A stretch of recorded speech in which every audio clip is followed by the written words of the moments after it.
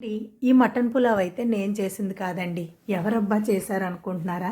Video చివర్లోనైతే చెప్తానండి ఎవరు చేశారనేది.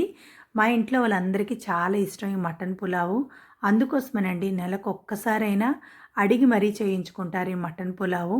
అంత ఇష్టం. నాకు కూడా చాలా బాగా ఇష్టం అండి వారు చేస్తేనే మటన్ పులావు.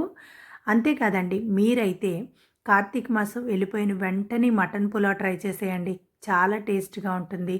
కుక్కర్లోకి అయితే నెయ్యి వేసుకొని 10 లవంగ మొగ్గలు, 10 యాలకులు, కడిగి ఉంచుకున్న మటన్ వేసుకొని ఒకసారి బాగా కలుపుకొని కొద్దిగా వాటర్ వేసుకొని బాగా కలిపి కుక్కర్ మూత పెట్టుకొని 2 విజిల్లు వస్తే చాలండి. స్టవ్ ఆఫ్ చేసుకొని పక్కన దించుకోవాలి.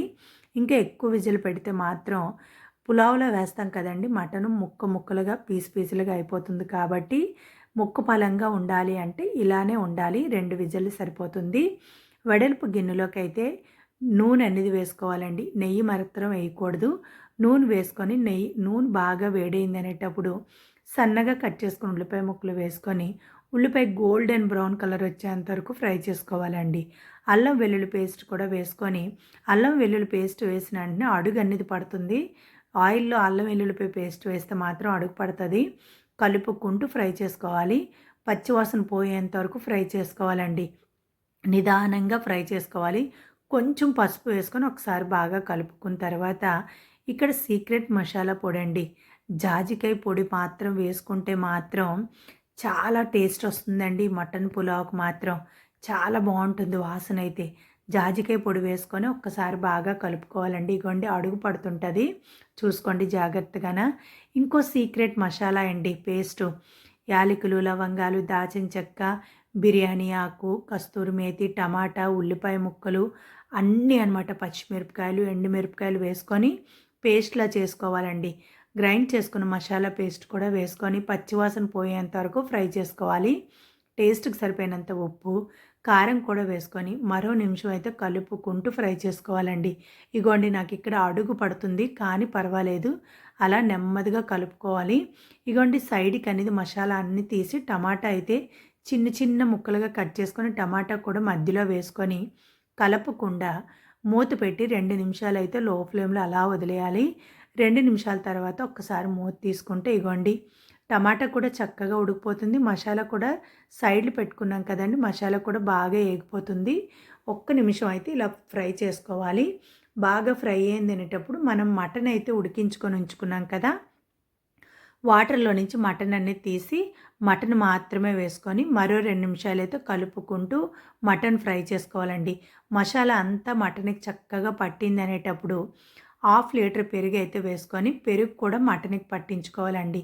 అన్నీ 1/1 వేసుకొని అన్నీ కలుపుకుంటేనే టేస్ట్ అండి. పెరుగు కూడా మటన్కి బాగా పట్టింది అనేటప్పుడు కట్ చేసుకుని కొత్తిమీర, పుదీనా కూడా వేసుకొని మరో 2 నిమిషాలు అయితే కలుపుకోవాలండి. అంటే పుదీనా, కొత్తిమీర కూడా మ్యాక్సిమం ఉడికిపోతుంది. అంటే మటన్కి చక్కగా పట్టేస్తుంది అనేటప్పుడు నిమ్మరసం కూడా వేసుకొని మరో నిమిషం అయితే కలుపుకుంటూ ఫ్రై చేసుకోవాలి. ఇగోండి నేనైతే ఇలా మటను ఇలా ఫ్రై చేసేటప్పుడైతే నాకు ఒక్కటి అనిపించిందండి, మటన్ ఎప్పుడైనా ఫ్రై చేస్తే మాత్రం ఇలా ఒకసారి ట్రై చేయాలి. చూస్తుంటేనే మటన్ అలా తినేయాలనిపిస్తుందండి. అందుకోసమే అన్నాను మటన్ ఫ్రై చేస్తే మాత్రం ఇలా ఒకసారి ట్రై చేయండి, చాలా టేస్ట్గా ఉంటుంది. మటన్ బాగా ఫ్రై అయింది అనేటప్పుడు మనం వాటర్ అయితే ఉంచుకున్నాం కదండి, అదే మటన్ ఉడికించుకున్న వాటర్ అయితే నాకైతే 2 లోటాలు వాటర్ అయితే వచ్చిందండి. 2 లోటాలు వాటర్ కూడా వేసుకుంటున్నాను. రైస్ అయితే నేను ఇక్కడ 5 లోటాల రైస్ అయితే తీసుకున్నాను కాబట్టి 10 లోటాలు వాటర్ అనేది వేసుకోవాలనుకుంటున్నాను. కానీ బియ్యం అనేవి ఒక హాఫ్ అన్ అవర్ ముందే నానపెట్టి ఉంచుకున్నాం కాబట్టి 9 లోటాలు వాటర్ అయితే వేసుకుంటున్నానండి. అంటే 2 లోటాలు మటన్ ఉడికించుకున్న వాటర్ అండి.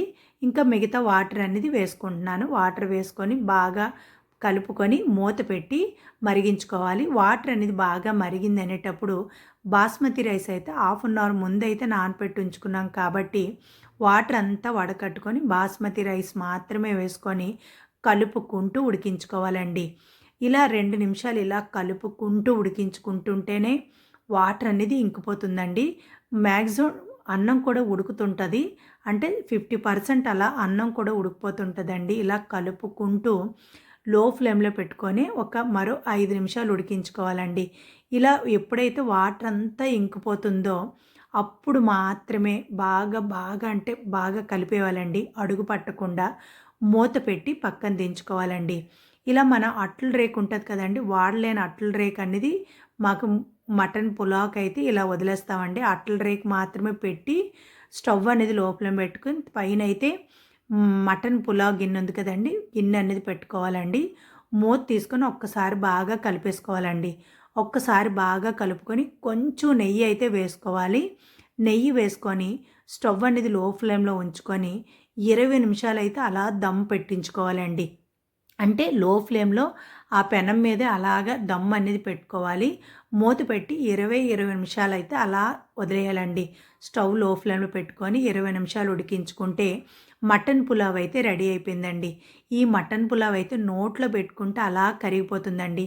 అయితే ఈ మటన్ పులావ్ ఎవరబ్బా చేశారనుకుంటున్నారా? మా చెల్లి వాళ్ళ హస్బెండ్ అంటే అదేనండి మా మరిది గారు చేస్తారు. చాలా బాగా చేస్తారండి. ఆయన ఎప్పుడు నేర్చుకున్నారో తెలీదు గానీ చాలా బాగా చేస్తారు ఈ మటన్ పులావ్.